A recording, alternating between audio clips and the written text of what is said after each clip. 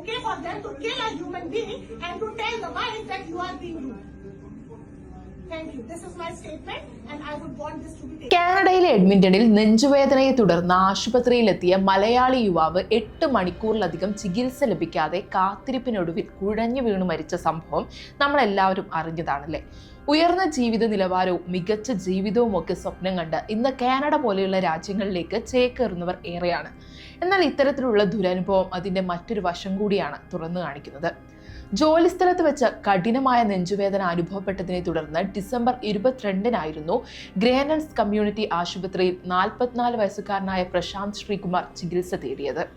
ആശുപത്രിയിലെത്തിച്ച പ്രശാന്തിന് പ്രാഥമികമായ ECG പരിശോധന നടത്തിയതല്ലാതെ വിദഗ്ധ ചികിത്സ നൽകാൻ അധികൃതർ തയ്യാറായില്ല. അസഹനീയമായ വേദന അനുഭവപ്പെടുന്നുണ്ടെന്ന് പലതവണ അറിയിച്ചിട്ടും ടൈലനോൾ എന്ന വേദന സംഹാരി നൽകി 8 മണിക്കൂറിലധികം വെയിറ്റിംഗ് റൂമിൽ ഇരുത്തുകയായിരുന്നു. തനിക്ക് വേദന സഹിക്കാനാവുന്നില്ലെന്ന് പിതാവിനോട് ഫോണിലൂടെ പറഞ്ഞ് നിമിഷങ്ങൾക്കകം പരിശോധനാ മുറിയിലേക്ക് പ്രവേശിച്ച ഉടനെ അദ്ദേഹം കുഴഞ്ഞു വീഴുകയായിരുന്നു. നഴ്സുമാർ ഉടൻ ഇടപെട്ടെങ്കിലും അപ്പോഴേക്കും ജീവൻ നഷ്ടപ്പെട്ടിരുന്നു. കാനഡയിലെ ആരോഗ്യ രക്ഷാ സംവിധാനങ്ങളുടെ ഗുരുതരമായ വീഴ്ചയ്ക്കെതിരെ വലിയ പ്രതിഷേധമാണ് ഇതോടെ ഉയരുന്നത്. പ്രശാന്തിന്റെ അപ്രതീക്ഷിത മരണം ഭാര്യയും 3 ചെറിയ കുട്ടികളും അടങ്ങുന്ന കുടുംബത്തെ വലിയ തളർച്ചയിലാഴ്ത്തിയിരിക്കുകയാണ്.